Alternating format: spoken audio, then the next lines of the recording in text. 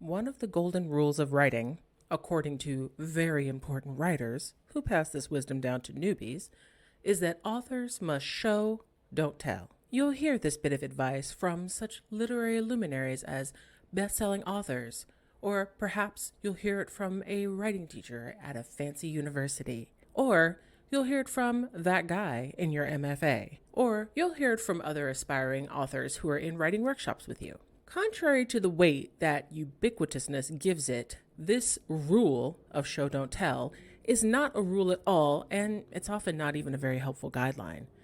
Most writers really would be better off ignoring it completely. Yeah, that's a bold statement. And in this video, we're going to back it up. Hello everyone, and welcome to Writing the Others YouTube. On this channel, we cover topics in creating and representing characters and cultures very different from your own in a respectful and sensitive way. If you're interested in writing craft, creative writing, or shaping narratives for fiction, games, comics, graphic novels, TV, or film, be sure to subscribe and to check out the list of resources, many of them freely available, on our website at writingtheother.com. Today's video, Death to Show Don't Tell, is a conversation between Rebecca Makkai, author of the multiple award-winning novel The Great Believers, Cecilia Tan, founder of Circlet Press, and Tempest Bradford, executive director of Writing the Other.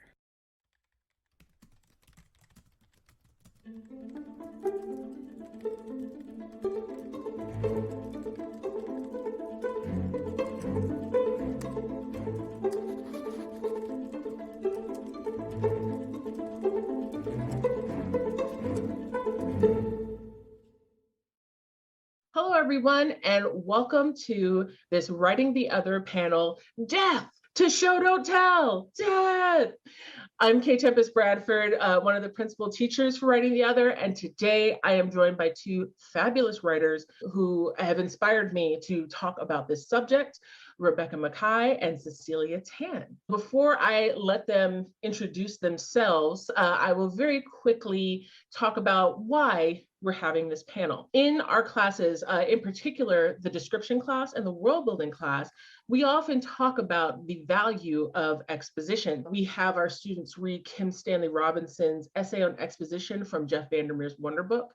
We also have them read Cecilia's essay on the issue, and we have recently had Rebecca doing an interview with me about exposition and the ear of the story. And so with all of that, I just thought it would be a really good idea to bring, us all together to have a discussion about this, especially because I still see in a lot of my students' writing and in writing for contests and stuff, this fear of exposition. I also have heard that there are teachers out there still saying to students, show, don't tell. It is my mission in life to get rid of show, don't tell as writing advice. So that is why we're having this panel today. Let my wonderful panelists introduce themselves. Why don't we start with Rebecca? Hi, everyone. I am Rebecca. I'm sure you'll hear a lot more about my thoughts on this in a minute, but just in terms of who I am, I'm a writer living near Chicago. I've got 4 books out, 3 novels, most recently The Great Believers, and 1 collection of short stories. And I teach writing quite a lot. I have at Story Studio Chicago, which is my home base, I have, I think for 10 years, been teaching a novel writing class for highly selective novel writing class for adults. So talking a lot of people through this from a lot of different angles, a lot of different genres. And then I have grad students, and sometimes I have undergrads or even younger too, who are all grappling with this issue. It's interesting. And I don't think it's just because of the bad advice out there. I think it's because this is one of the fundamental balances we have to deal with in fiction. So I'll say more about that. But I'm so excited to geek out about this because this is one of my favorite things to talk about in terms of craft. Awesome. Thank you. Cecilia? Hi, I'm Cecilia Tan, and I'm a what am I now? For the past 30 years, I've been a novelist and editor, and I've been done just about every job in publishing there is, actually, from marketing to publicity to whatever. And I first got like heavily exposed to show don't tell in my MFA program in the 90s, when I won't say mistakenly, because it was actually a good experience. Going to grad school for writing was a good experience for me ultimately, but yeah, the show don't tell advice came fast and thick from all different directions, and it really, really bothered me. But I couldn't at that time quite articulate what it was that I'm like, why does this just ring wrong to me? What is going on? And then it took me until basically the essay that I published in Uncanny in 2017 to finally actually like lay it all out. Like, here's what's wrong. So yeah, so. Boy, that was a big chip to get off my shoulder finally. 20 years later or something. So yeah. But yeah, so I write a lot of different kinds of fiction. I write romance, I write science fiction, I write erotic science fiction, I write, a lot of different things. And I feel like science fiction in particular has an exposition, I won't say problem, but has a different relationship to exposition than the other genres, because if we don't explain what the hell is going on and you've created an entirely different world, how is your reader supposed to know what's going on? So we literally have to exposit, and literary fiction takes the attitude that somehow makes science fiction like a lesser genre. And of course, I feel that's completely wrong. Yes, 100%. So before we get to, because I want to talk about the essay that you wrote, Cecilia, because I think that it hits a lot of what not only is like messed up about show don't tell as like sort of pat writing advice, because all pat writing advice is kind of like, no, there's more nuance to it, but also just the deeper things that are wrong with the whole idea. But I do want to start with reading a little bit from Kim Stanley Robinson's essay. And as I said, this is from Jeff Vandermeer's Wonder book. It's called Thoughts on Exposition. It's a really good essay. I mean, Wonder book is a really great craft book, so I highly recommend it. But if for nothing else, you should get it for this essay. And I will say that like exposition like is sort of tied to show don't tell, because people often say like, oh, if there's exposition there, that means you're showing, or telling, not showing, and that's not great. So he says that exposition is half of a binary term used mostly in writing workshops and associated reading communities. Its other half is variously called plot, dramatization, or simply fiction itself. Exposition is therefore all the other kinds of writing that appear in a story, descriptive or analytical, summarizing or generalizing. And it is clearly the bad half of the binary, the thing to avoid. If it has to be done at all, it should be snipped into bits and distributed through the text so the story won't be interrupted. If you don't do it that way, you are amateurish, and your text will be full of expository lumps that should be taken to the info dump. Another way to say this is show don't tell, because plot always shows while exposition always tells. None of this makes much sense. The good/bad encoded in the binary is wrongly applied because writing is always telling stories. It's a function of being caught in time. Whether the protagonist of the story is a person or a rock, whether the story is narrated or exposed, there is an equal chance of it being interesting. And the advice show don't tell is a zombie idea killed 40 years ago by the publication in English of Gabriel Garcia Marquez's 100 Years of Solitude, yet still sadly wandering the literary landscape, confusing people, which I love. It's a zombie idea, kill it. And death to false dichotomies while we're at it. Okay, yes. So splitting anything into just this good, this bad is bad. Yeah. I'll say. Yeah, that's basically it. And that's true. We tell our writing the other students that all the time when considering characters, when considering cultures. It's not, good, bad, either or. It's not a binary. It's a spectrum. And exposition exists on a spectrum. And one of the great things that Robinson says in that essay is that, exposition, when needed, should definitely be employed, and it should be just as well written as the rest of the narrative, and maybe it even needs to be better written. because it is exposition. Because if you write it really well, then the reader isn't going to clock it as exposition. They're just going to clock it as some good writing that's giving them the information that they need.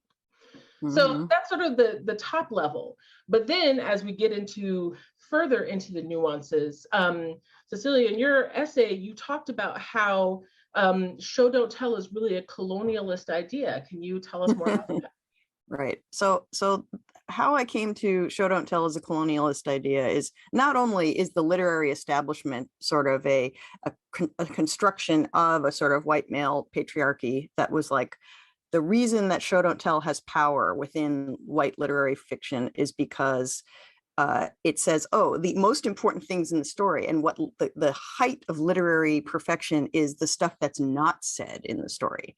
And it's like, so you don't explain, you don't come at things too directly. And then the power is that you have like telepathically communicated these things to your reader who goes, I get it. But they can only get it if they share the same exact cultural context with you.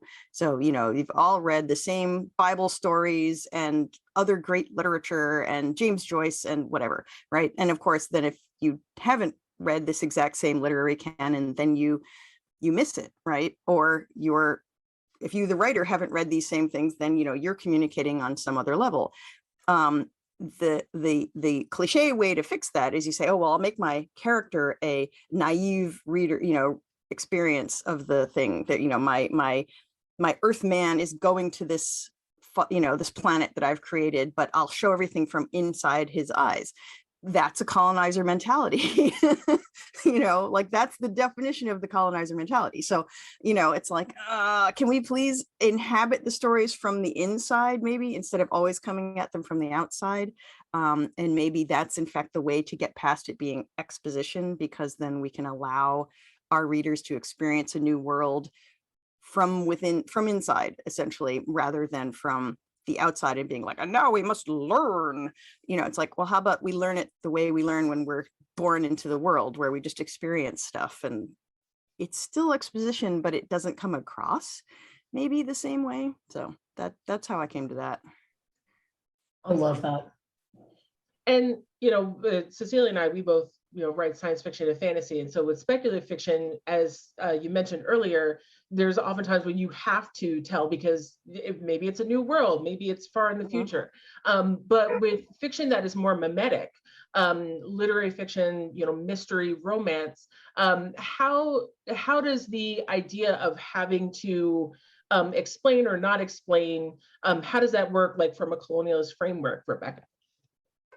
Yeah, so and my dog, you were apologizing about your cat earlier. My dog is being super loud, and I'm sure you can hear her. So I love that thinking about the colonialist framework and the outsider. And of course, often people think they're getting around this, and maybe are, by that outsider being, really vulnerable, younger, really, at risk in some way. It's not that we're always, doing damage in the world when we have a character like that, but is that the only tool in our toolbox? And why are we doing it that way? Have we actually thought this through? I'm really interested, and this is something that Tempest and I have spoken about. I'm really interested in the various ways that narration is calibrated to an imagined ear.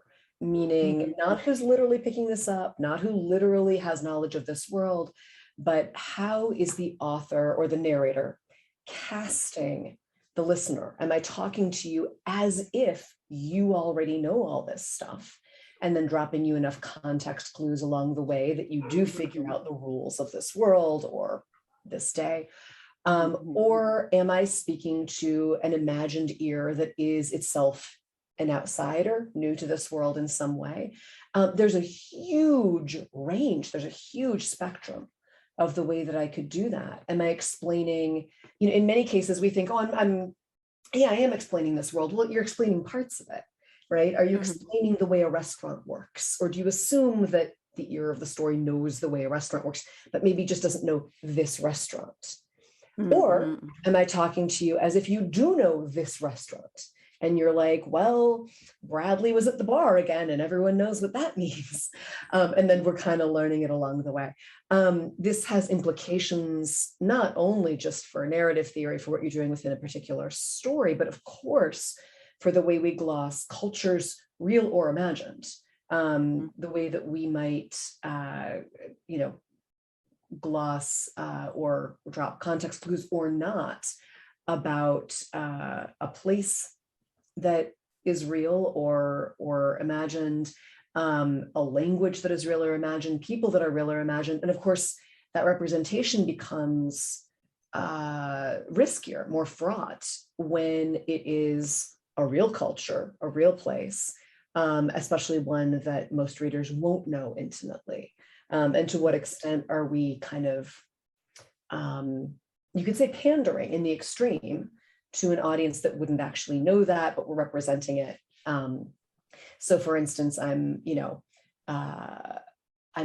mentioning a holiday from a certain religion and then stopping and explaining what it is. And the implication there is that the ear of the story, regardless of the actual reader, is someone who does not know what that holiday is. So there's again, it's, to avoid binaries, there's no right or wrong in all this. It's not a polar thing of talk like we're talking to an insider, talk like we're talking to an outsider. This is a huge spectrum. And in all of these calibrations between exposition and scene that I think we'll get into in a minute, it's something to keep in mind. Why are we doing this the way we're doing it? What are the implications of stopping to explain, not stopping to explain? And the question behind that of who is imagined to be listening to this story and how much information do they already have? That is at least worth really examining. If you think about it too hard and you're like, oh my God, what are stories? What are words? None of this makes any sense, right?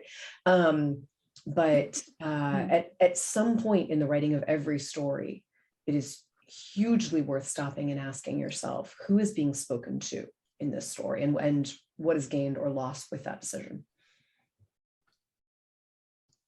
Definitely.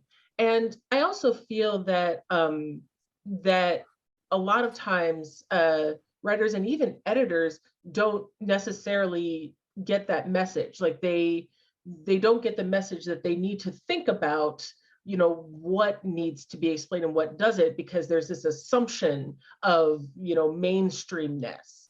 And that's something that the other essay I wanted to mention is called As You Know, Bob, by Jeanette Ng, and that will be in the description of this video. And this was also published in Uncanny Magazine.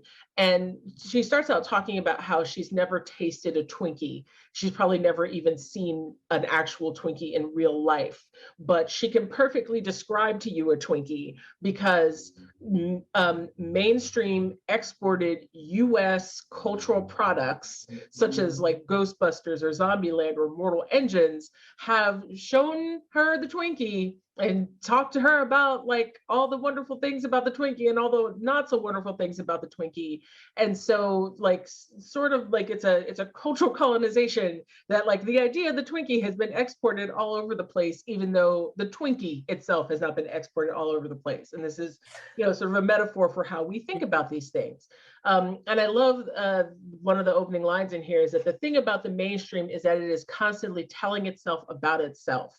It is how the mainstream maintains itself, how it reinforces that mythology. The mainstream can be functionally defined as the culture that tells you about itself the most. And so being able to write, about, from a mainstream standpoint or to an imagined mainstream audience means that you can, it's like an assumption that you can leave certain things out or that certain things are known, but do we really, does that actually serve the writer or the audience well? I mean, not that, we need to be describing what a Twinkie is at all times, but that assumption, it does seem to sometimes lead to, again, like a sort of like culturally based colonization. What do you all think of that idea? I think to add on to what I was saying, I think one thing that, an additional thing you need to consider in all of this is what is the overlap between your likely actual audience and the imagined ear of the story. So, if I'll give you an example. The poster behind my head is for Unicum, which is a really gross Hungarian liqueur that, this is my cultural background. I'm Hungarian. My dad would force this on guests, and I love it for that reason, right? So if I'm writing a story that is set in Hungary, or that implies, I'm speaking to, first of all, I have the choice. Am I speaking to you as if you have a working knowledge of Hungarian culture? Is the story calibrated to that listener, regardless of what my actual audience is? Then there's the question of, well, who is literally likely to read my story? And what knowledge of Hungarian and Hungarian culture are they likely to have on the whole, right? I would assume, if I'm writing about it, that in contrast to if I were writing about, say, Mexico and using Spanish, you could have a good sense that maybe 30% of your audience is going to speak some Spanish and know some stuff about Mexico, really maybe know a lot about Mexico. If I'm writing about Hungary, I'm going to guess like 1-2% of my audience. And that's high just because they saw that I have a Hungarian name and got excited, right? So what is the overlap then? If I'm making the decision to write about, let's back up and say, an American high school cafeteria, I can assume, because of cultural hegemony, that 99.9% of my audience is going to have a working knowledge, whether they've actually been in one or not, of American high school cafeteria. And if I'm calibrating my narrative to say, I'm not going to stop and explain forever, because I'm just going to assume shorthand, trays, tables, noise, smell, high school cafeteria. If I'm writing about a cafe in Quintana Roo, right? Do I need to explain that more? Do I want to just present it as if you do know? And then I'm thinking, okay, and there's overlap. Some people will know, other people can catch on. If I'm writing about Unicum, the Hungarian liqueur, I'm assuming, there's this tiny bit of overlap. Readers who actually know what I'm talking about. That doesn't mean that I need to fully go, okay, that means I have to explain everything. Because that actual audience is not necessarily the same as the imagined audience that I'm calibrating this to. I do need to consider, if I don't explain at all, and if I don't drop context clues through which someone could understand, am I losing part of my actual potential audience? And do I care? And then you say, okay, let's say we're setting something on another planet. The percentage of people who have actually experienced this other planet is going to be 0, right? And so to what extent are we explaining for them? To what extent are we speaking to them as if they know? There's a broad range. Right. The thing is, to me, the thing that would be engaging about putting this Hungarian liqueur in the story, if I'm a reader who doesn't know anything about it, though, is why is it in the story from the character's point of view? Like, I know you, the author, may have put it in for various reasons, because your family will laugh when they see it, and there's all these reasons to put stuff into fiction. There's many, many, many reasons. And everything that ends up on the page has many layers of why it's there and what it means to different people and different audiences. But, ultimately it's like, why is it in the story for the character? It's like, what is it that it either represents for them? How does it make them feel? What is the thing that it triggers narratively? Is it something that triggers a flashback to when the character's dad used to force it on house guests, or is it something, another step removed from that kind of a thing? I feel like there's so much that has to come back to character that, the reason the Kim Stanley Robinson, Mars books work in some ways is because they're this tour de force of summary. I mean, there's a way in which there's very little sort of what we would consider a scene, where it's like someone enters a room, whatever. It's like you're almost in like a stream of consciousness, and then all of a sudden you realize you're in a scene. There's actual dialogue happening, for a little bit, and then it goes back into a summary. It's like the next thing you know, somebody's, I don't know, teaching us the kids a lesson about the gravity well, or something like that, and then the next thing you know, it's like, oh wait, how did we get outside, whatever. But you just go with it, right? And those are long books. Those are not like little novellas. Those are big chonky books, but you get into this sort of tour de force of the narrative. And it just carries you along. And I feel like that's the ideal for me, is when you reach that stage where you've got this balance of voice going on, where it almost doesn't matter who the audience is, in a way, because the story has a sort of momentum of its own. And then, I mean, obviously Kim had people in mind when he was writing it, and so forth. He wasn't writing in a vacuum, like, I create art. I don't think that was it at all. That's not what I mean. Right.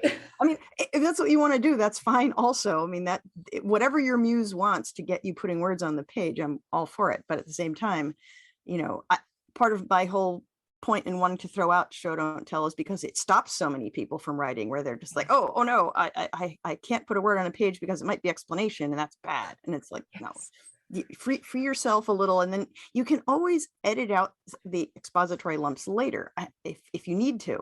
But don't assume that you're going to have to. I think a lot of the things that I would see in sort of young writers or new writers, one of the rookie mistakes, right, is that they've been told, oh, you have to start with action, right? So they have a paragraph of action, and then there's an immediate flashback that goes back to explain everything, right. And then eventually the story starts moving forward again. And I said, that's not your character needing to know what's going on. That's you, the writer, needed to know what was going on. And then once you know, then maybe you can go back and take that out. Or maybe you're going to leave it in because that character's voice and that, the way that they came to understanding it does in fact work out, even though it's just a metaphor for you figuring your stuff out.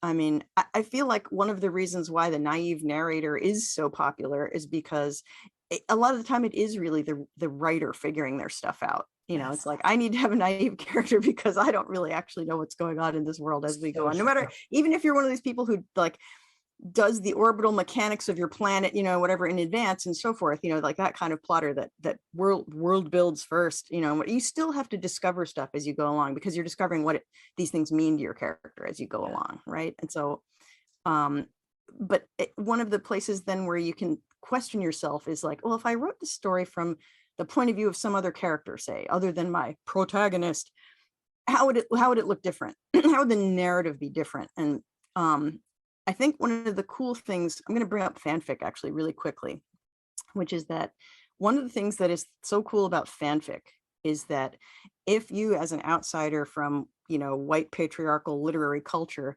haven't been inculcated with all of the same exact literary canon, one place where you can get that same experience is if you are a huge Buffy the Vampire Slayer fan, for example, and you've watched all the shows and you've read the comics and, so forth and so on, and you go to write Buffy fanfic, you can put references in there that other Buffy fans are gonna get. They'll get the joke when you make that little, aside that is a reference to something that happened in season 3 when blah, blah, blah, that kind of a thing. Or when you quote something, or, just like, it's like in jazz improvisation, where you can quote from different pieces of music. And, people who know the music will be like, oh, wait, I recognize that. And then people who don't will just be like, wow, that is still a really cool jazz solo, right?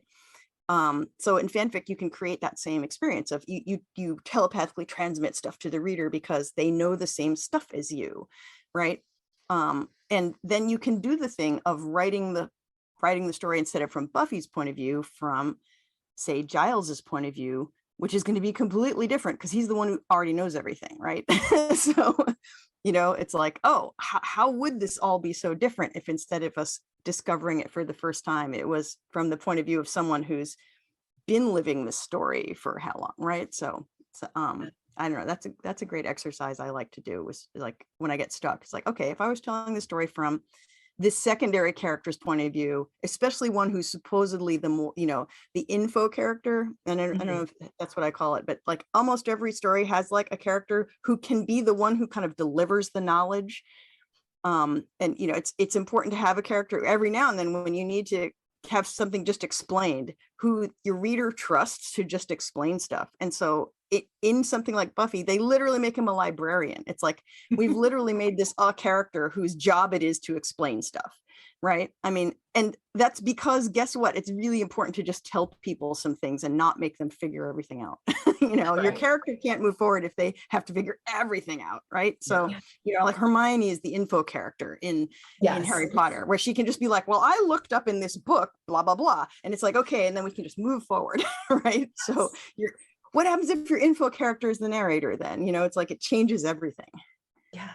There are two things that I really want to follow up on that. One is you mentioned in passing summary, which I just want to pull out as, to me, somewhere in between exposition and scene, actually, right? Mm-hmm. So really flat exposition or static exposition would be, I'm going to stop and describe this city, and I'm going to tell you where everything is. And, here's a little bit of the history of it, maybe. Summary, though, is here's what already happened, or over the next 30 days, here's what took place. It is moving the story forward. It might be memory, it might be present, but I'm telling you what happened. So it's telling, but it's also action, right? And I think summary is something that we neglect tremendously. And it's sometimes the missing key when people feel like they're kind of chunking back and forth between scene and description, that kind of exposition. Sometimes summary is really the thing that's missing. What can you take this scene that was taking forever and just kind of tell me what happened? They talked for the next 30 minutes about the bank heist and decided to enter from the east side of the building. It wasn't the most important thing for me to see blow by blow, right?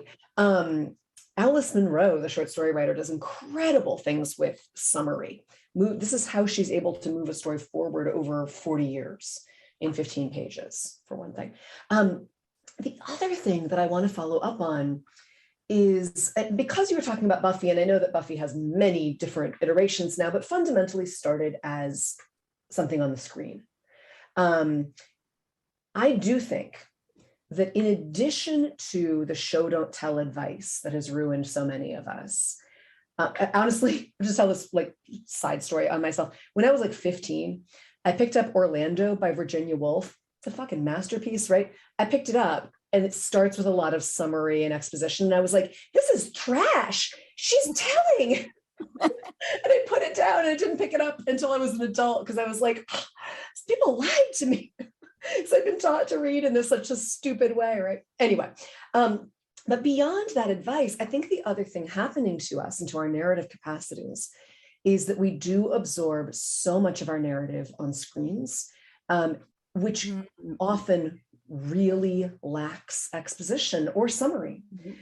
We just subconsciously are absorbing the idea that whatever already happened here, I need to get it through in dialogue. Maybe I can show some stuff, but unless I have a voiceover narrator, I'm going to have to have, and good screenwriters are really good at doing it in non-clunky ways, but awkward expository dialogue that's doing the job that exposition should be doing is the kind where it's like, why, Cecilia, I haven't seen you since last month when you broke my heart by standing me up at the senior prom. Like, Cecilia knows what happened. Like, why would I need to say this? We get this really clunky shoehorning in of, through dialogue, through, honestly, on the page, we don't need there to be the character who comes in and knows all this stuff. We could, it's cool, right? Hermione's on the page, but there are other ways to do it. And I think we forget that completely. And people end up writing in this kind of mashup between a sort of Hemingway modernism, a sort of objective eye in the sky point of view, and honestly writing a screenplay when they had no intention of writing a screenplay. And this is meant to be a novel or a short story. But we're stuck in this mode without questioning why does this show do things the way they do? These people are working with this set of limitations. Mhm. And unless they have a voiceover narrator, they're stuck with this. You are not stuck with this. You are able to summarize 100 years of action. You don't need a montage scene. You can just tell us. Mhm. You are able to give us backstory without working it in. By the way, I've never forgiven you for the thing you did 2 years ago, and here's what it was. Just tell us. Whether that's narration, whether it's interiority, a combination of the two. Mhm.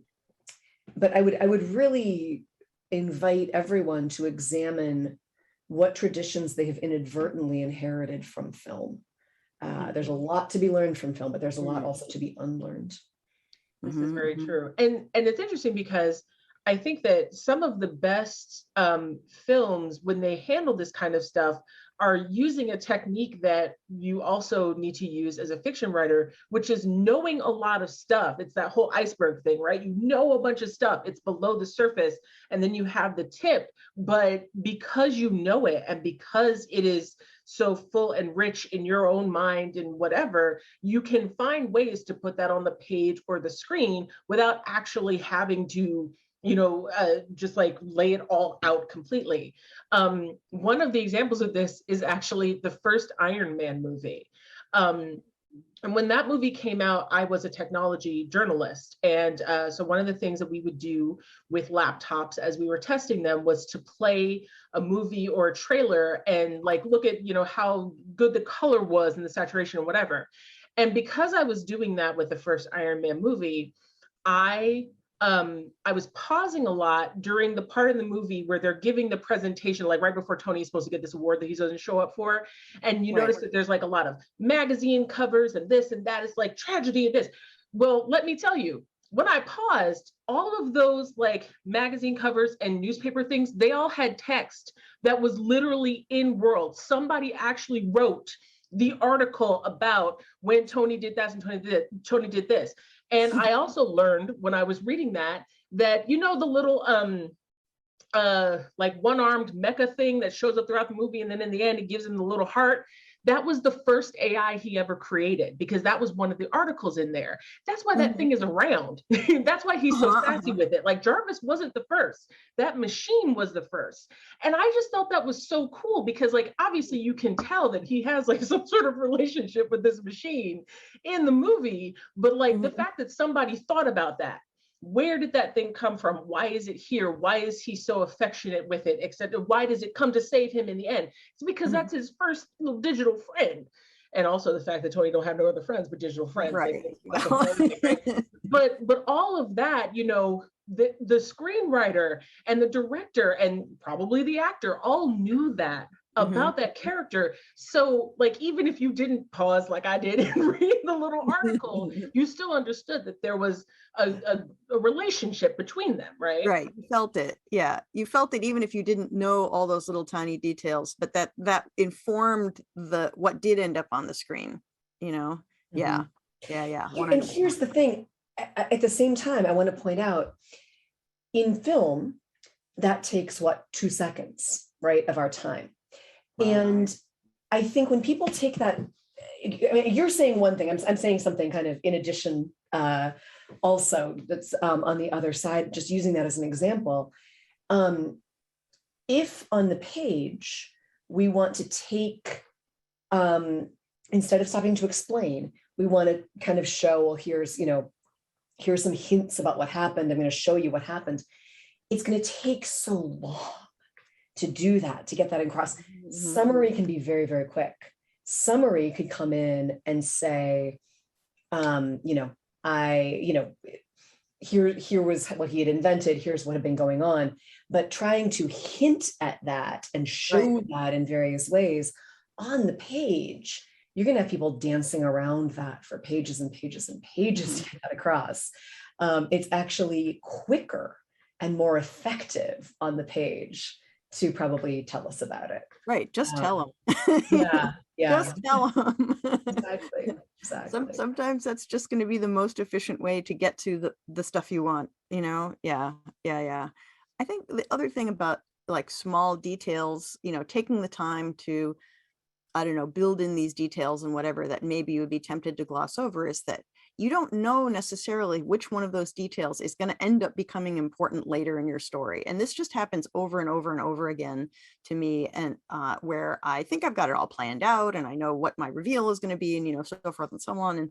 And then as I'm working my way through the sloggy middle of the book and, you know, coming to the falling action toward the end, I realized, wait a minute, you know, what about this other thing, you know, whatever. Yeah. And I realized that I've already planted the seeds for the thing that's going to solve my problem. And it was what I thought was a throwaway detail. Totally. And, you know, so it's like you have to be, and if you're trying to skip past as much of that because you're like, the exposition is boring, or I shouldn't have too much description, you know, whatever, you aren't going to be putting those things in. And it's like, you have to put some of them in, you know, because that's the texture that's going to turn out to have the thread that you need to pull later. So I don't know. And that happens to me over and over. And how much of that is just your subconscious actually has a better idea of what's going on than you do, maybe, but totally. You're not going to find it out until the point where, oh, a reader would find out, or, you know, or how much of it is that just, you know, we're humans. When you tell stories about humans, you are going to end up with lots of layers. And at some point, you're going to need to visit the other layers in order to, you know, in order to get it all working. It's like, I don't know. I almost want to make I almost want to make an analogy about like, I don't know, like baking a cake. Nobody sits down and is like, the frosting is the good part and the cake is the bad part, you know, like it's like, you need it all in order to, you know, like, sure, maybe some people's favorite thing is the frosting, but, you know, or the decorating, like what a cake looks like is as important in certain contexts to what it tastes like, but it has to be both. And so, you know, it's like, what's the middle layer made of? Does it have alcohol in it? Does it have chocolate chips in it? You know, whatever, etc. But it's like, it's all got to be there. Yeah. If you only spent your time making it look perfect, right? Which would be, you know, like the seamless narration, and you didn't fill the layers, or you didn't use good tasting flour and sugar and, you know, whatever, right? It's like your cake would be trash, you know? So it's like your story needs all these things. So, you know, I mean, where, I don't know, no false dichotomies. The metaphor that I sometimes use with my students is the balance between scene and exposition being like bricks and mortar. That the bricks are your scenes, you really need those. The mortar, though, is what's going to hold it all together. And you're going to have a hard time building a house only of bricks. Right. A hard time building a house only of mortar, too. I mean, either way, it could be done in either case, right? And then the ratio between those two is really going to depend on the author, on style.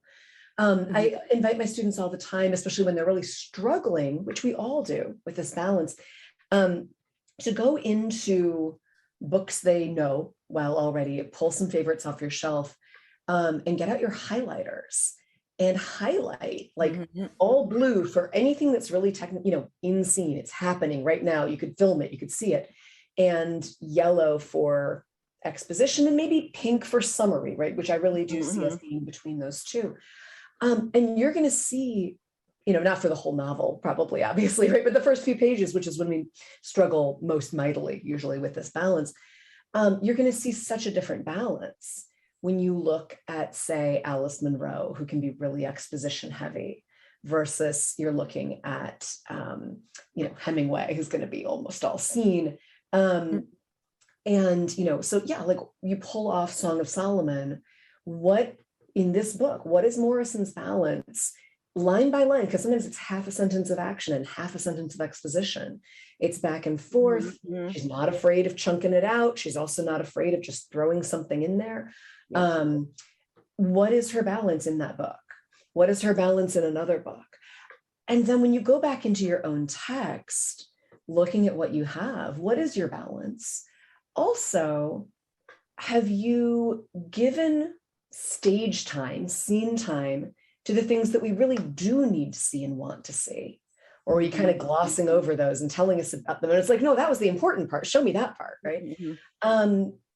And, or, you know, are you giving stage time, scene time to tedious small talk or to backstory that really could just be summarized and given to us in a few sentences? why have you chosen to put certain things in scene and certain things in summary or exposition? Because we're not always instinctively making the right choice on that the first time through. Sometimes we're scared of a certain scene, so we back off and tell about it instead. Sometimes we just get stuck in the beat by beat by beat. And we think, it's very hard to go, well, this is 7 pages of tedious small talk, and I really didn't need this. They chatted for half an hour, and in the end, right. I've gotten into this thing in my current series I'm writing for Tor, where I've got basically like a bunch of do-gooders who have gotten together. They're not superheroes, but it's a similar dynamic where different people have different powers, and there were a lot of committee meetings in the first draft of the book that I turned in recently, where they get together to plot their strategy for how they're going to confront the bad guys, and so forth and so on. And there were like, I think 4 or 5 different committee meetings in the course of one novel, which is a lot. And what was funny is that, of course, the first one that I put in there almost like as a satire of committee meetings, because I hate committee meetings. And I'm like, this is the reason why I'm not on any nonprofit boards anymore and whatever, is because I have reached the point in my life where I'm like, no more meetings, cannot do it anymore.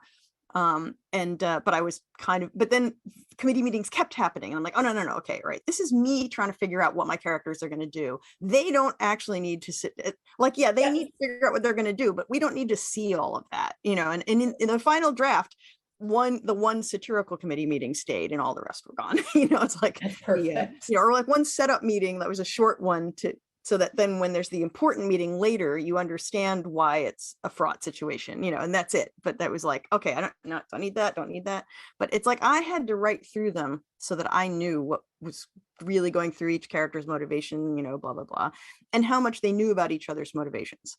Right. But then didn't actually need to have the meeting itself on the page. It's like, okay, we can skip to the action and just refer to it. That one was okay, but, but sometimes you need a committee meeting. I mean, the most important committee meeting of all time is the Council of Elrond. Right? I'd say it's just like a nonprofit committee meeting. I can tell you, having been on boards, that's exactly how they always go. I say in the essay that I started a near religious schism at a writers' conference by accident, not knowing that it would touch off a war, basically, of what I just asked the question: is the Council of Elrond showing or telling? And people were like, it was on the level of Oxford comma or no Oxford comma.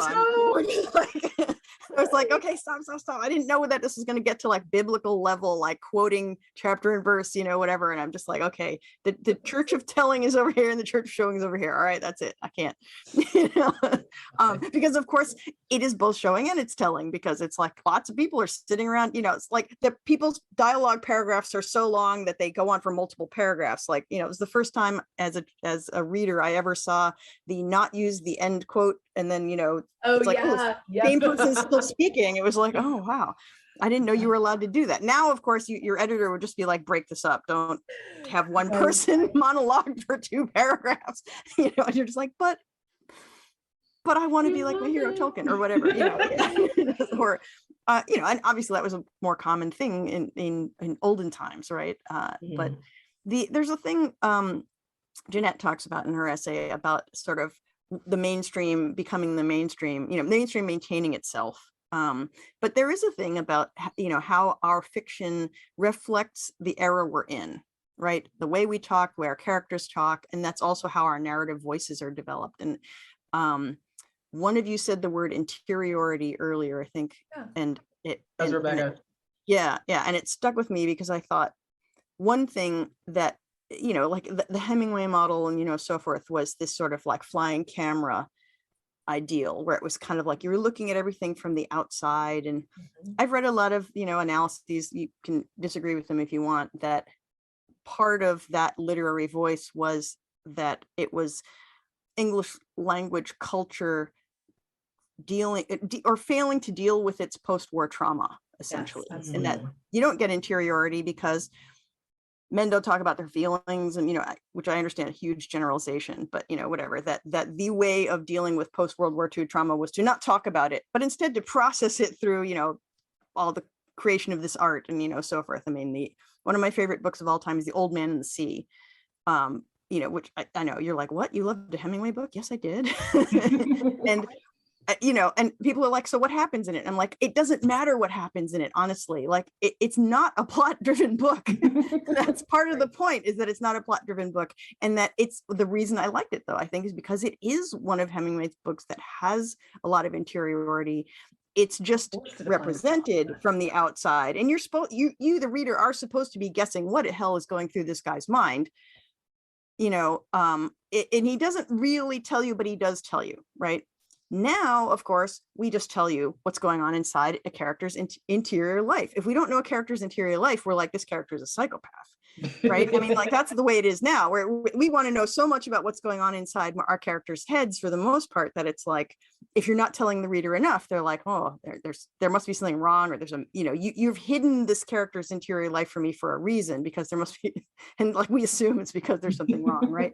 And it's just like, we have so much interiority now, and that's, I think, because our culture deals with thoughts and emotions and our interior lives so much differently. It's like, we now there's less shame about going to therapy and figuring your stuff out. And it's like, when you write romance, if you don't have long passages about the main character kind of processing their emotions, like for pages at a time, the reader feels cheated. And I actually don't put enough in to my romances compared to other people. And I get criticized for it sometimes, where they're just like, like, you made us guess too much. I'm like, but I feel like what the reader brings to it is part of the puzzle, right? It's like, you, the writer, set up your ski run, and then they go down it, though, the way they want. You only get so much control, and then it's in their court, right? So I don't know. That's a big piece of it to me, is that, you shape the run, but then the way they get to the bottom is still based on their stuff. So, and you have to leave that room for them. Then what you said about like the different cultural contexts of, the literature, and how that, expresses itself, in the writing, goes to the point that, that's one of the things that started my thinking about all of this, is the whole idea that show don't tell is a CIA plot, which is not exactly like, some people were like, the CIA didn't invent show don't tell, and I'm like, yeah, they didn't, but neither did Chekhov, because that's another thing that's going around. It's like, that's not what Chekhov said. But there's a book called Workshops of Empire, I believe it is. Where the author has dug deep into how the CIA was sort of crafting what was going on in MFA workshops, starting with the Iowa Writers Workshop, which is like the first, like, what we think of as the modern MFA writing workshop. Like, Iowa was the first, and how part of the way that they wanted people to write, like, literally, like, their craft, and having them do show don't tell, and you can't put this in, and you should write this way, and this is how the prose should be, was all about, like, creating an American, like, kind of writing that could fight communism. Right. Like, we can't write like communists. We have to write like Americans, like, whatever the heck that means, right? But and so that's had like a huge influence, especially on literary fiction, because of course, like, in the early days of the MFA, they're like, science fiction, that's nonsense. We can't, romance, no. So it didn't necessarily have as much impact on the prose stylings of people outside of, literary fiction. But at the same time, it's still like, it had a shape, it had an impact on American writing for a while. And so, now, yes, like, we're moving towards having more interiority because of the way our culture has changed. And I also think that, we're also entering into a different cultural moment in the way that writing is taught, because, like, now, there are more conversations about this kind of thing, and hopefully it means that, like, we're moving away from the idea that, we just have to, like, beam our thoughts into the reader's mind by not telling them exactly, but like sidling along sideways to get to it. But the cultural moment is always important to know about, especially when you're thinking about, like, how am I going to present this on the page? Because, styles go in and out of, favor and whatnot, and that is also going to have an impact. Like, you can't necessarily write a James Joycean novel today and have people be like, brilliant, because they'll be like, what is this? why. Mhm. But what can people do today? What can writers like do in order to, come to that balance of, figuring out what to show, what to tell, how to make their exposition read and flow in a way that like continues to carry, the reader along. What are the ways that either you employ or you have seen other writers employ that really get to that? They get to that balance of interiority and narration and everything we're aiming at, right, is what you're asking. Yeah. I think that I think you're right. Hopefully we're coming out of this moment where we're still supposed to be like processing things like a shell-shocked World War I veteran, right? So there is, I think, the confessional poets of the mid-20th century moved us in that direction. The rise of certainly the personal essay in the past 20 years is moving us in that direction. I think that here's what I'll say. I'm not sure, I'm not about to give you a great example. I'm about to maybe issue people a challenge, which is to say that I think that one of the main ways that we're moving away from that kind of stilted mode of telling or mode of showing is through the personal, the interior, the close third narration or the first person narration that's very confessional, that's very emotive. What I think we have lost a bit, and that I'm always really fascinated with, is the potential for omniscience, for an omniscient narrator who's doing those same things, not the impartial eye in the sky who's telling things objectively and doesn't have access to anyone's brain, but the kind of very fluid eye that can go in, that can maybe have its own personality, but can have access to any character's thoughts. So you think more of a Dickensian kind of narrator. I just want to interject really quickly that Ursula K. Le Guin in her book Steering the Craft like has whole sections on this, and she talks about like she's like, I don't like omniscient because there's like lots of different kinds of omniscience. So there's like the involved narrator, the observer narrator, whether that's in first person or third, and that sounds like what you're talking about.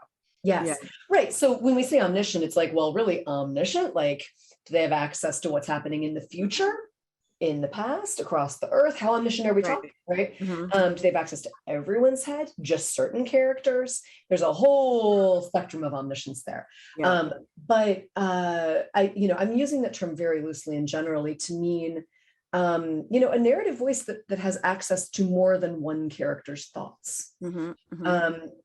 That's something that I think we are scared of increasingly. I also think it's something that has to do, talk about kind of shifts in culture, shift away from a deistic culture where we believe in an all-knowing, all-seeing God, and into a secular humanist culture where we're much more interested in subjectivity. So I think that's happening as well. At the same time, and I'm not arguing that we go back to, I'm not religious, I'm not arguing that we do things that way, but I think that I'm always not worried, I'm always sad when we lose possibilities in what we can do. And a possibility that we seem to be losing is this one for kind of lowercase o omniscience, the possibility of narrators who know more than just either one character or what we sometimes call head hopping. There's the other kind of character that's like, I can see from out of a lot of different eyes, but that's all I can do, right? It's not that it's not out there. And I think, when I'm just really excited when I find an author who is doing that and is doing interesting things with it. Because it's something, it's a skill set, it's a set of possibilities that I don't want us to lose touch with. Yeah, writing omnisciently is actually really hard. It is. But it's interesting because I see calls for submissions all the time that literally have the no head hopping rule in them. And in romance in particular, a lot of the time, they say don't do it, you have to stay in, you know, your main character's point of view, or you can go back and forth between the two characters who are the love interests, but they, you know, like you have to alternate chapters or alternate scenes. You can't just zoom in and out in the same scene. Gotta And then you look at signpost it. yeah, and then you look at Nora Roberts, who is one of the best-selling authors of all time in English language. I think the last time I looked, it was something like 65 million books sold. I mean, it's a lot, and she writes a lot. And she is one of the most infamous head hoppers out there. I mean, there's an infamous scene where she head hops into the dog's point of view at one point. Not kidding. And which I think was she probably did to make fun of the fact that people make fun of the fact that she hops around from all different points of view. And I'm like, hey, if it works, it works. And, you know, I don't argue with 65 million books sold. Okay. You know, like her readers are definitely not like, oh gosh, I hate the way this woman writes. You know, it's like they are into it. It you know, you roll right along. And she writes some sort of things that are like slightly police procedural. So yeah, you need to the reader needs to know more than the detective knows in order to stay one step ahead of them in a way, you know, that kind of stuff. And it's like, so, you know, but what I've discovered is that I am really bad at doing it myself. I need a narrative frame to make my fiction work. And it seems like the older I get, the stricter my narrative frame needs to be to make the story work, you know. And I'm a big fan of the unreliable narrator. The part where I don't tell the reader everything, I show it, and then they have to figure stuff out, is that they have to figure out how much lying the character is doing when they narrate. And it's usually the character is not really lying to the reader, they're lying to themselves. You know, so, and you know, the smart reader susses out right from the beginning, oh, this guy got issues, you know, or you know, this woman is really just like ignoring the trauma in her past, and it's going to come back to bite her. You can feel it right from the first page, right? And so of course they're like rubbing their hands, waiting for it to, you know, waiting for the other shoe to drop, because they can feel it. But like I had to develop that craft of like, okay, so we're going to be really, really deep in this character's voice, this character's point of view, but you've got to be able to hear that they are not telling you the truth, you know, you, the reader. And then of course, the more you get to know that character, just like the more you get to know a friend or a person, the more you can hear the bullshit. And that's, you know, so like, that's the relationship I now build between my main characters and my readers, I think, is that, and that's the narrative engine that works for me. So I just, you know, but yeah, I love the unreliable narrator, and I need a narrative frame. Like I need to know, where is this character in time in relation to the reader? Is it a confessional voice where they're telling everything from the past, from the future, where they're like, this is what happened back in the day? And so you know that they haven't told you everything, because you literally have to read the book to get through everything, right? Because time is a thing, and you know, words have to be in order and all that, right? And then, or is it's a confession of what's happening to me right now, and we're gonna get through it together, you know, like which one of these am I choosing? So yeah. I love that example from Nora Roberts, because yes, the dog, we need to know about the dog. Oddly enough, like one of the things that struck me when I was in high school reading Cujo was the fact that Stephen King wrote from the perspective of the dog. And I thought that was great, because, and I think that he did a fairly good job of like not anthropomorphizing the dog too much. The dog was like, I would like to bite things. Where are the things that I can bite? There's a thing over there, I'm going to bite it, right? Like, this is a dog that got rabies. That's what they want to do. They want to bite things. One of the best examples that I always think of when people talk about that, and people and also when it has to do with like really good exposition and like how it's given to us, is Pride and Prejudice by Jane Austen. And I know it's like, oh no, the classics, they're coming for us. It's old white people, blah blah. But Pride and Prejudice is one of those books where I'm just like, there's so many things in there that like that work because of the fact that she has like so much, you know, control over how she is putting things on the page. So for instance, she doesn't stay in one point of view. She moves to whatever point of view she needs to move to in order to tell what she needs to tell is happening next. So sometimes we're in Lizzie's point of view, sometimes Darcy's, heck, sometimes we're in Mr. Collins' point of view, which I don't want. She also, you know, tells us stuff that she thinks that we need to know when we need to know it. She summarizes really well, like the whole thing where like, Lydia goes off to Brighton, and then there's like a month and a half before anything else really happens, and she doesn't spend time like detailing everything that happened in that month and a half. She's like, a month and a half went by and Kitty was sad. Anyway, it's great. And and so I love that about that book in particular, of all the Austen books. I know it's like everybody's favorite, but like it involves so many modes. But what I also have found interesting and like slightly frustrating about reading Austen is, of course, like she is writing for an audience that knows a bunch of stuff that we may not know, right? So like I didn't know why it was so like important that Lydia was going to Gretna Green with Mr. Wickham, and then they didn't go to Gretna Green. And I don't know the details of an entail and all this stuff. And like I've since like watched videos on close readings that told me exactly what's going on. I'm like, oh, thanks, because of people like who did their research. But one of my favorite more modern book series is the Mr. and Mrs. Darcy Mysteries by Carrie Beabriss. And they're fun. Don't take them too seriously. They have names like Sense and Sensibility and Pride and Prescience. And yes, like some of them are supernatural and you're like, what's going on? But they're actually a lot of fun. And the author has clearly done a lot of work in researching the era that Jane Austen was writing about. And then in those books, she actually takes the time to explain certain things to us. Like she explains why Gretna Green is where people go when they want to get married real quick, like why they have to go to Gretna Green, and the details of the entail and other aspects of the world. And it's because she is writing for a modern audience who may be Jane Austen fans. Like you probably have to have read, all of these books that Jane Austen wrote before you read her books in order to like really grok them.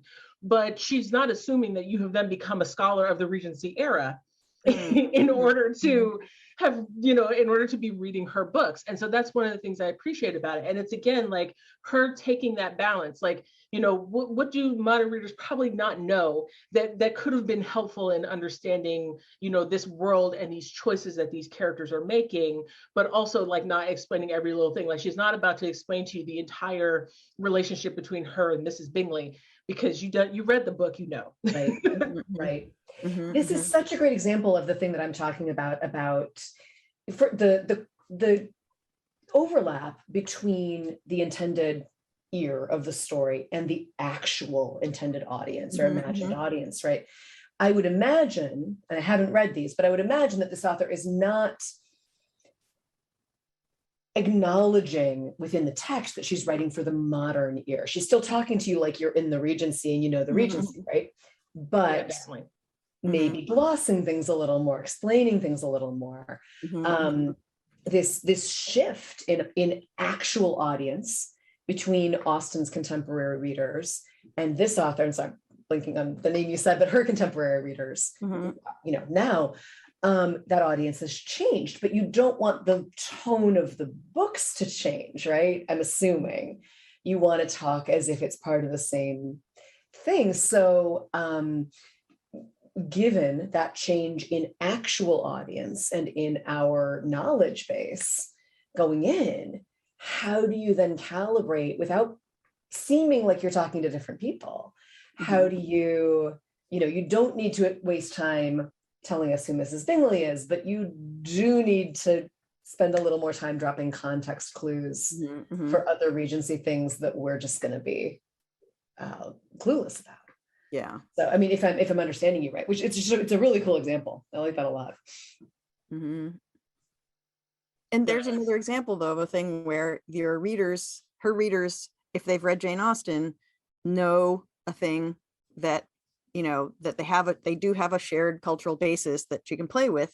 And then, but maybe if you haven't read it, then maybe it's still enjoyable. I don't know. I know people who've never watched the show Supernatural, but read a lot of Supernatural fan fiction.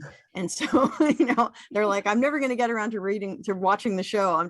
But now that I've read so much Supernatural fan fiction, I am in that canonized world sort of itself, right? So which is self-referential, so it's like we like things which are self-referential, but at the same time we can't necessarily depend on the reader. One of the things I do with my narrative frames is sometimes I feel like I need to have a specific recipient of the knowledge, right? So it's like when you write an epistolary novel, for example, it's one character writing letters to the other. So the intended audience of the letter, of course, is, person B, character B, but that the audience is reading it also, right? So it's like, so you, the author, have to think about the reader, but then character A just has to think about character B, and they already know what they know in common, so such a clear example of that. Yeah. Right. Yeah. So it's like, it's like, it kind of draws a line around what you're going to exposit and what you aren't. Right. Yep. It's sort of, and that's how I solve the problem of figuring out which things, to tell and which ones not to, is it's like, well, if they would already know, then we're gonna, so yeah, that kind of a thing. And then it is the reader's job to figure out what isn't being said, which is part of how you draw the reader in, is like, I'm just not going to, you're going to assume that you're going to find out this because you're reading the book. And every story technically is a reveal of what's happening, right? It's like, because time's a thing, right? It's like every story is the writer had to figure out what order to put the words in to get from beginning to end. So no matter what genre it is, right? There's always a what if question that the reader comes in without knowing what the story is about, and they leave knowing what the story was about. That's it. So it's like, how much of it is told in which way is, up to the recipe, but it's gonna, so adding another layer of narrative frame for myself is one of the ways that I've kind of solved this, not even problem, that one of the ways that I have made it, happen is, it's like, okay, well, now it's this character literally writing advice to people in the future or something, but his advice is shit. So and the reader is going to know that, I think pretty quickly. Like, it's going to start out like, oh, this guy's so smart, and then as you go along, you're just like, wow, he's really like, did he just contradict himself? Maybe he did, like, and just, it quickly, the authority of the voice quickly falls apart, I think. So, but on purpose. So yeah. Well, do you feel that, because again, with speculative fiction authors, one of the things that we, get taught, sometimes formally or sometimes informally, is how to world build, right?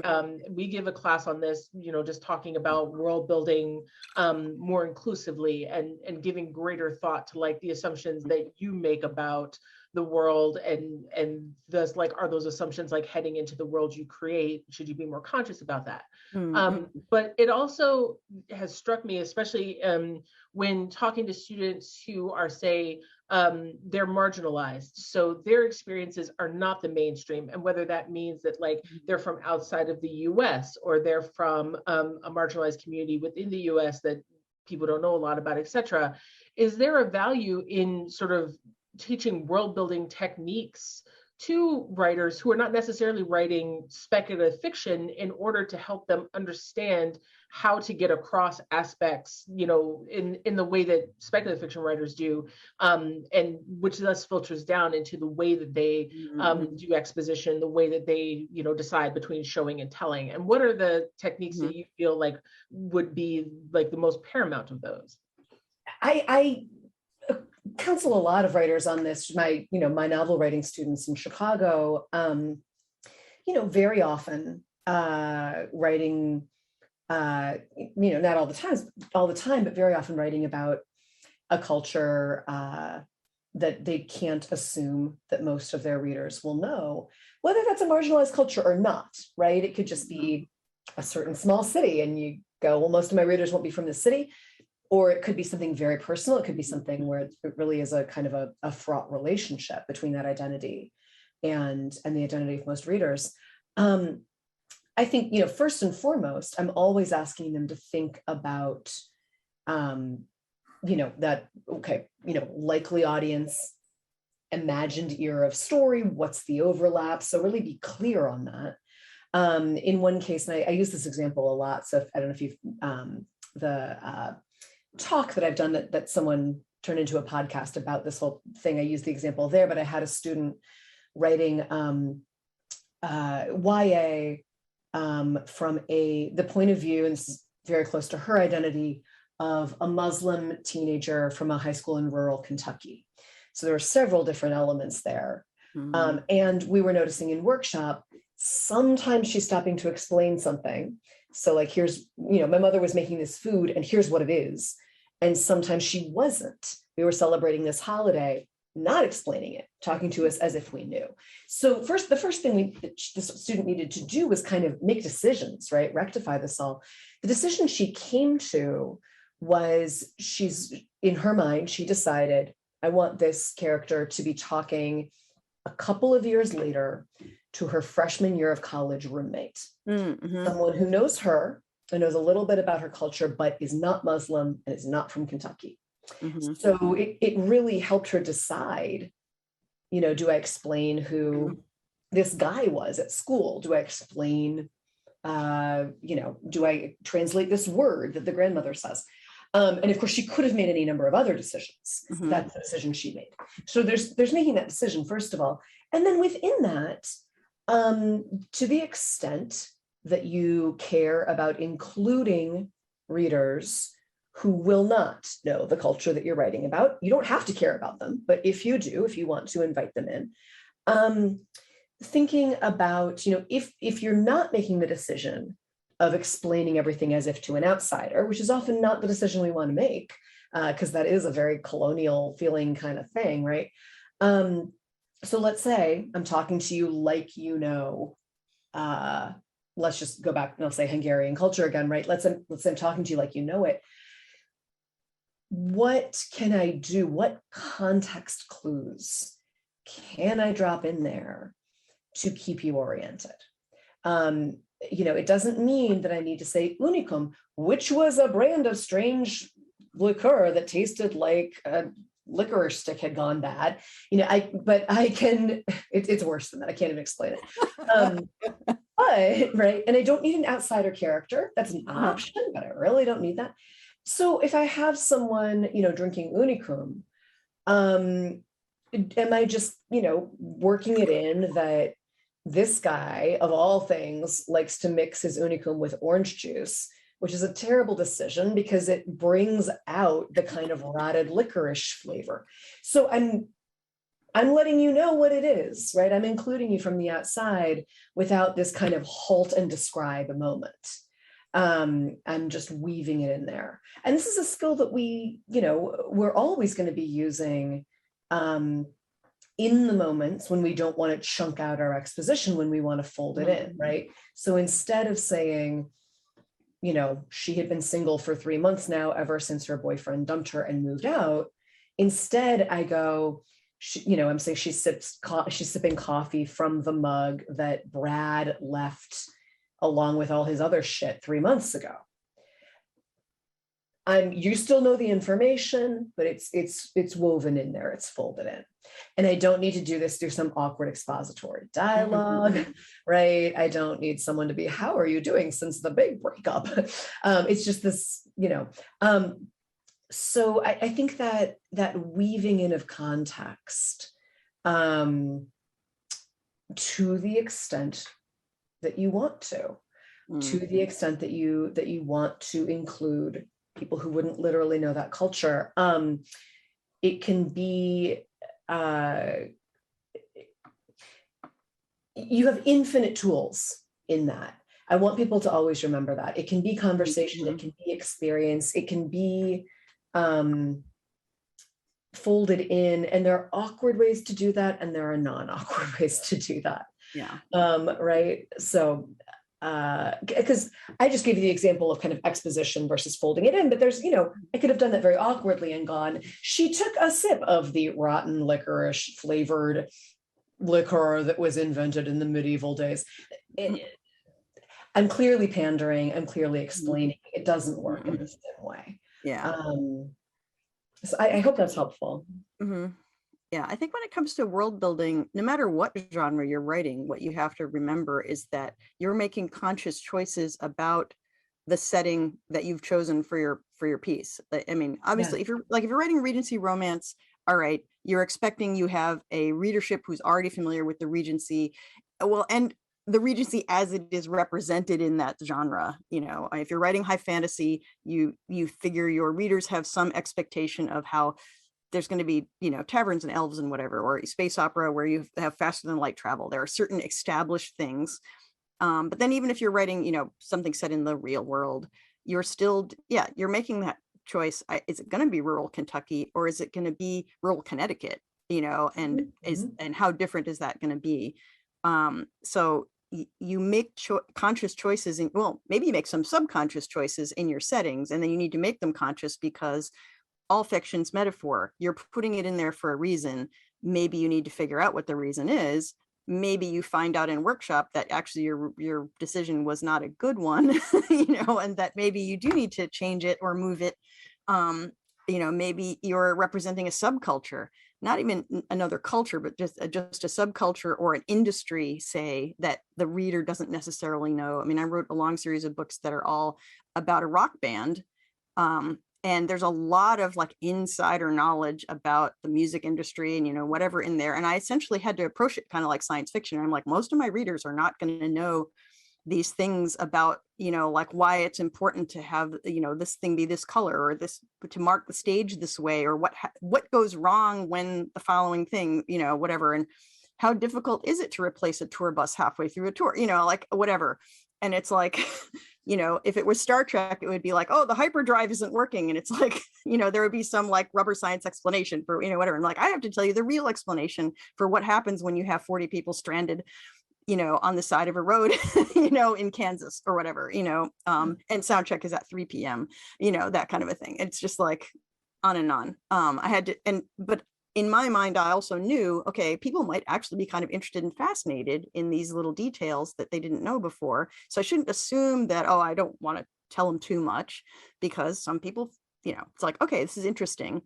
And then you also have the fact that all of these things are metaphor, for my greater themes about, I don't know, self-actualization and self-realization through creative expression and blah, blah, blah, but, it's boring for writers to write about writing. So I wrote about music instead, like, so, like that kind of a thing. And the thing is, it's still, it's music on the page. You still can't hear it. You still can't, whatever. I still have to use words to, to communicate that. So, it's, but it let me, get at my central themes and my central questions by the choices I made about that setting. So, like that isn't world building exactly. Like I didn't start from scratch and be like, I'm going to invent music. I'm going to invent tour buses, but if I'm setting it on another planet, or I'm, making a fantasy world, I'm building a magic system, or whatever, it's that same question. Like, what are the themes I'm trying to get at? And how do these things represent that so that it comes across to the reader as part of one big ball of wax? Yeah. And I think when I encounter students who are a little too concerned about world building, using that term, I think because I'm agreeing with everything you said. Sometimes I get students, especially younger ones, who come in and the one thing that they know about is world building, and the one thing they come in ready to do is world building. And what they're ready to do is write a 12-page story, 10 pages of which is tedious exposition about the levels of elves or whatever it is. Or it's very often fantasy or sci-fi. You draw the map of my city and the yes make and a language and yes, and it's kind of monolithic, like here's all the stuff at once, and then oh god, a couple pages of action before I forget, right? And I think it's healthier to think about that more holistically, which I think is what you were saying, as something that every author is going to be doing in every kind of book, whether it's set in a very recognizable to most readers world or not. We always have that work of orienting first and foremost, and then secondly, explaining to whatever extent explanation is warranted and that we care about it, and who we care about including. And that does not need to be some sort of separate project from the project of the book, right? It's not this thing that there's the world building and then there's the writing. And I know that for some people, especially if it's a very imagined world building might take place off the page. It might be journals full of maps and really figuring it all out. But just as you were saying, is that what you needed to write or what the reader needed to read? I'm always a little worried when it ends up staying in the text as a very long piece of exposition that, I guess would be the moment where someone would be tempted to come in and say, why don't you show us that instead of telling us all that? Right.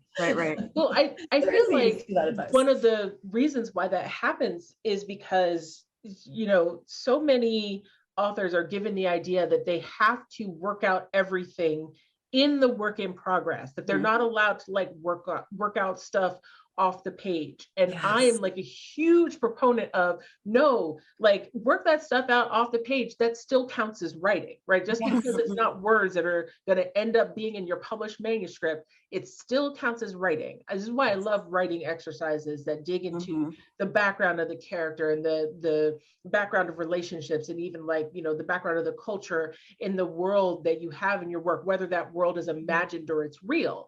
Because I think also a lot of times writers, especially of mimetic fiction, aren't taught to think about the specificity of whatever world they're writing about. Like it is a very different experience having, somebody living in New York City in 1996 than in living in Chicago in 1996 or San Francisco in 1996. And not just because the climates are different, right? Like there's a specificity to all those places, and what you need to be able to get around, survive, do your job, like whatever it is, right?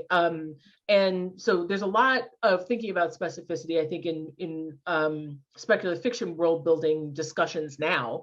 We're getting away from McEurope. Yay, no more McEurope. But I definitely feel like sometimes it is just worth like, really digging in off the page, so that again, you have that sort of iceberg thing where you have like worked out everything below the surface so that you can surface the things that are going to help your audience to really be embedded in it without having to like know 10 pages of knowledge about elves and what they do. And this also ties to something that Samuel Delany wrote in his book about writing, where he's talking about sort of plot and structure. He's like, there is no plot, there's only structure. And whenever I say that to students, they lose their minds, and there's like lots of screaming and running around and setting their hair on fire. But mainly what he's saying is that, from the writer's point of view, the thing that you need to be concerned about is how you're structuring the piece, and the plot will come through as the reader goes through your structure. Absolutely. Because like the way you structure it is going to change how your reader perceives what's going on in the story. And so one of the things that he says is that young writers often, what they'll do is they will structure their story based on what they thought of first. Like they decided that they were going to talk about the elves first, or like they just they were like, and then there was this action scene, and then there's this flashback, but the flashback is there because they just realized that something happened in the past. And so that's fine for a first draft, but you shouldn't give that primacy, right? The primacy of like how it came into your head is not necessarily how it should be on the page.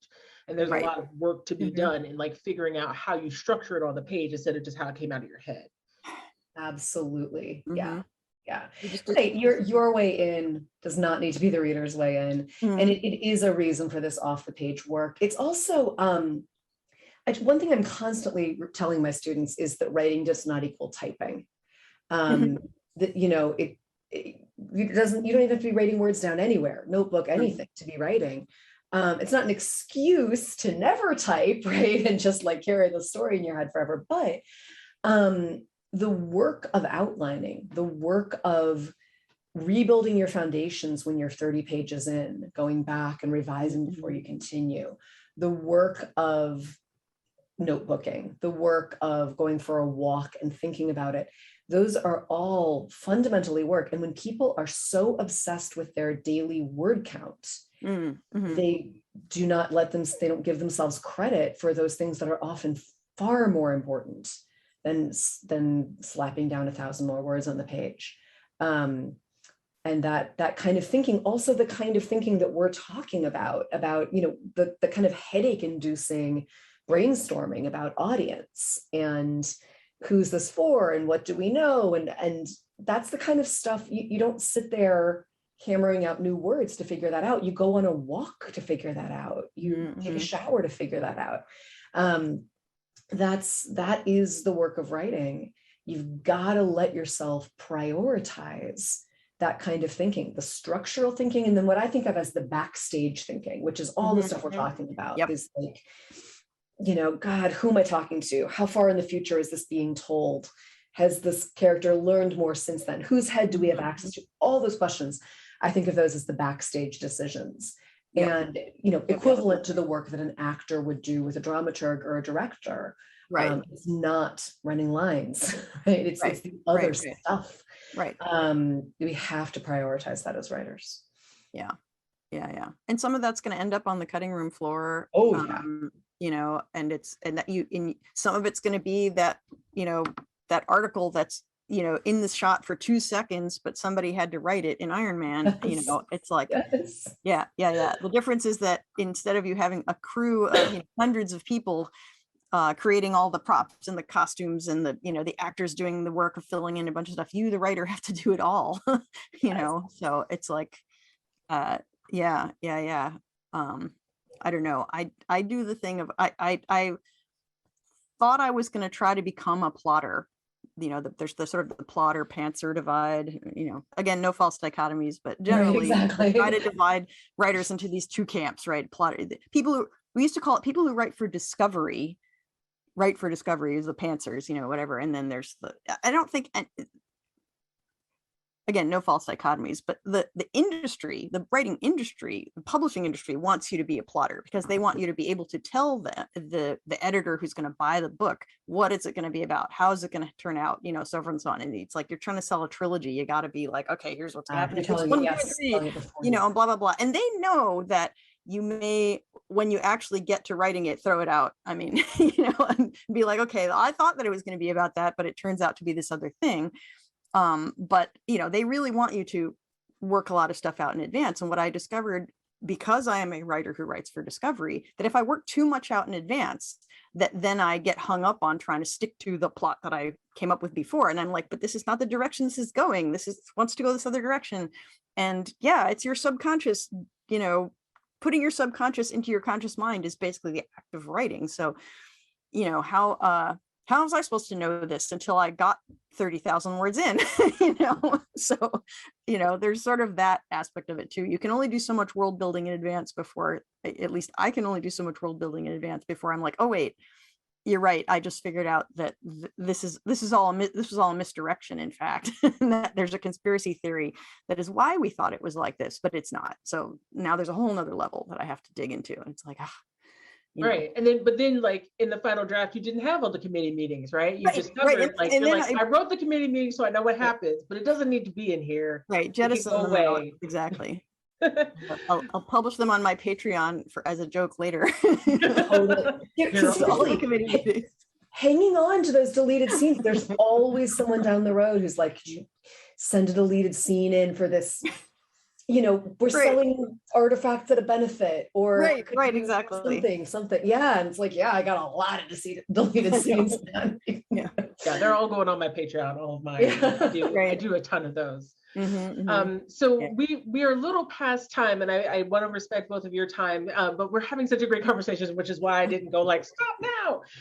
But before we go, I wanted to ask if you all had any recommendations of books or short stories that you feel the exposition is really on point, or any writing craft books that you suggest that folks read if they want to learn how to do any of this stuff better. I'm not going to recommend any writing craft books because I feel like every writing craft book is only as valuable as what you get out of it. So the most valuable thing is to learn to read craft books and to learn to throw out the 90% of that craft book that doesn't apply to you and figure out which is the 10% that does apply directly to your problem. Especially the book you're trying to write right now. But a great procrastination / productivity thing is, when you're stuck is work on your craft. But I guess the book that I read most recently that I think does this exposition thing extremely well, but in a kind of opposite way from the way Kim Stanley Robinson does it, is the new series by Naomi Novik that starts with A Deadly Education. And then the second book in it is out now. And it's basically the dark underside of Harry Potter, right? It's a, female character in this magical school where essentially all magical kids are sent off to this sort of pocket universe where everything is trying to kill them, so it's like in Hogwarts, it's sort of satirical that, like, oh, so-and-so, blew up their cauldron and potions and almost died, but they have, magical ways of fixing them. And it's like, they're literally like, things are trying to kill them every single day. And it's all from the interior first person point of view of this female character who's just trying to survive. Right. And so it's just, yes. Hi, Oolong. He finally was like, oh, I found a way to get on the camera. And it's interesting because in a way it's kind of all a summary because it's so interior from her point of view, that it's like,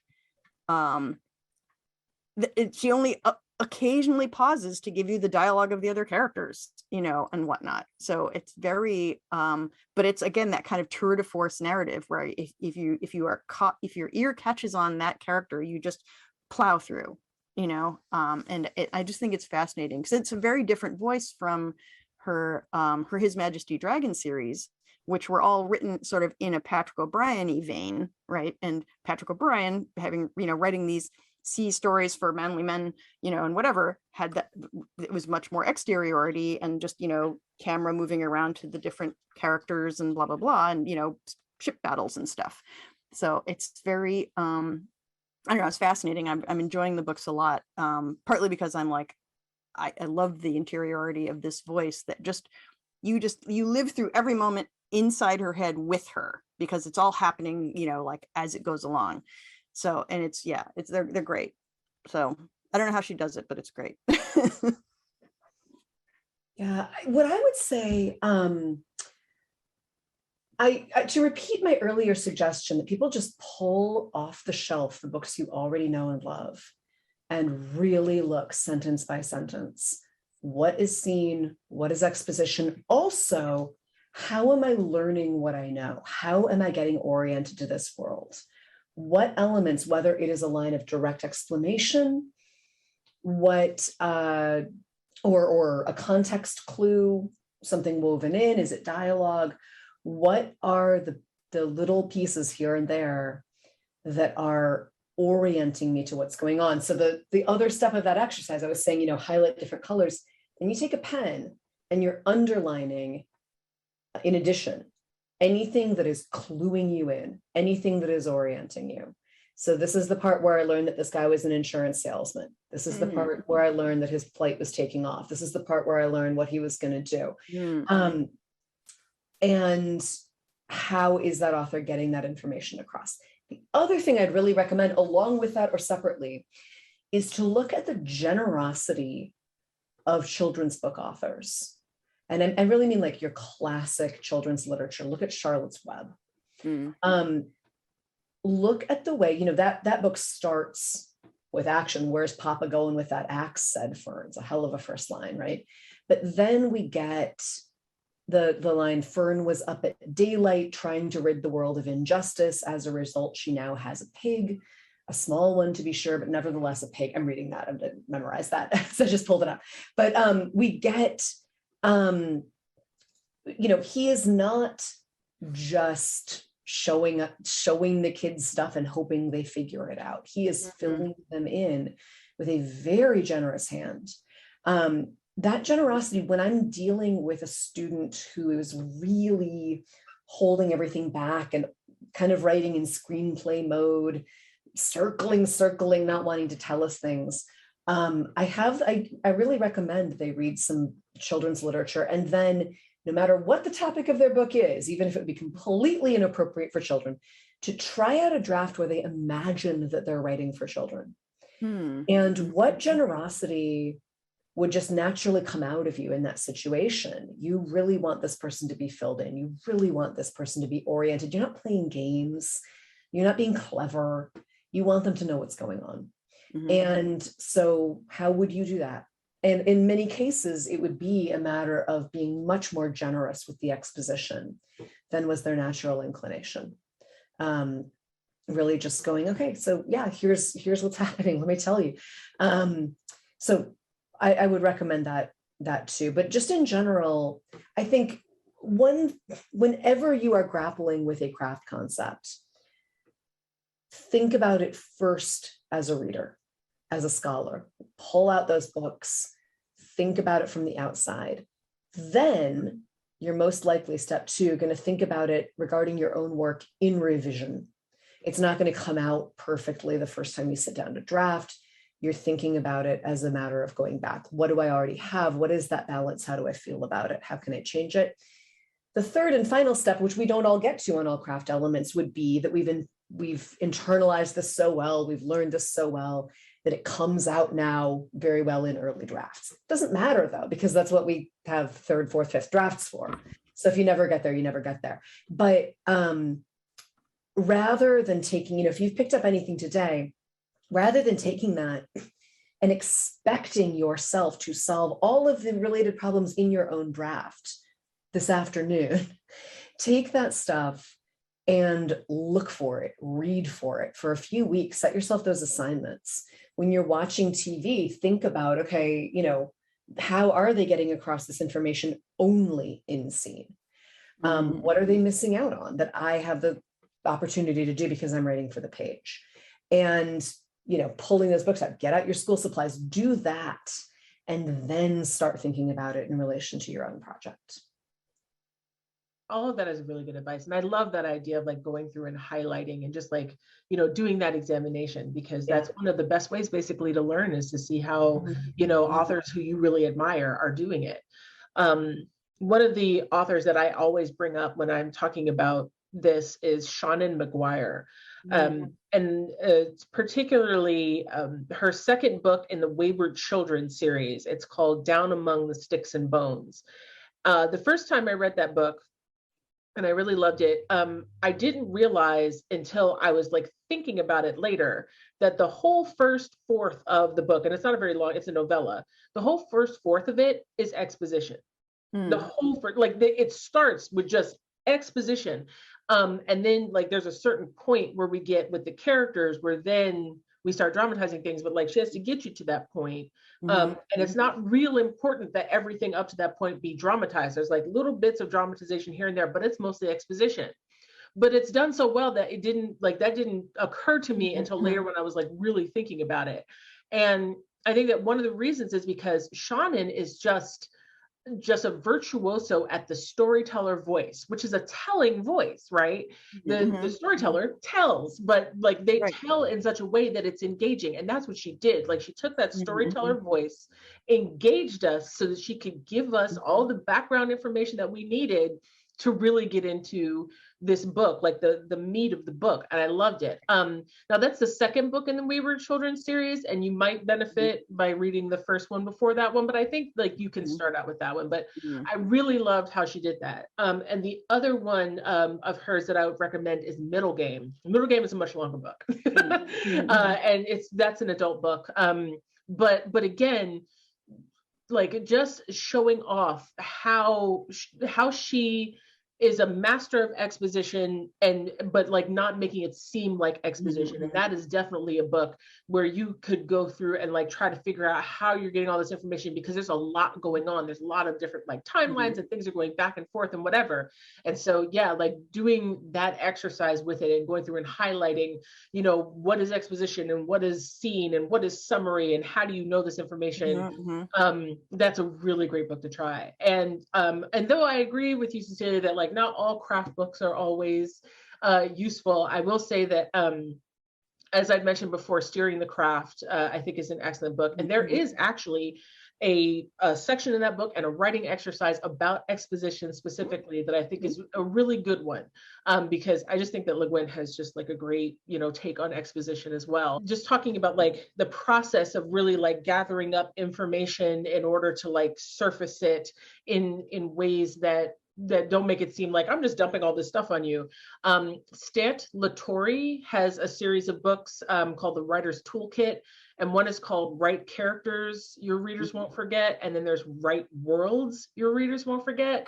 And both of those books have excellent writing exercises for this kind of thing. And also just like thinking about, character background and world background and all that stuff that like is in the nuances. So I really appreciate those books. Thank you both again. I actually like wish that we could talk for 3 hours, but I don't want to because this has been just a really great conversation. And I so appreciate both of your wisdom on this. And I hope that, we'll get to talk further at other times about other writing craft stuff, because this was so wonderful. So Rebecca, Cecilia, thank you so much.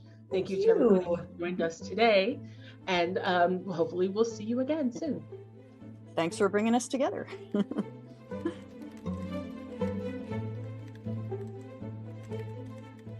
We hope you enjoyed this conversation. If you did, we invite you to smash that like button as hard and as joyfully as you're going to smash anyone who utters show don't tell in your presence going forward. Want to see more videos on topics around writing craft, creating diverse fiction and games, and representing identities different from your own sensitively and convincingly? Well, check out all the other content on our channel, and while you're there, be sure to subscribe. If you want to support our work of creating free resources here on YouTube, consider making a one-time donation or joining our Patreon. Links to do that are in the description below. Learn more about our classes and check out our list of resources at writingtheother.com.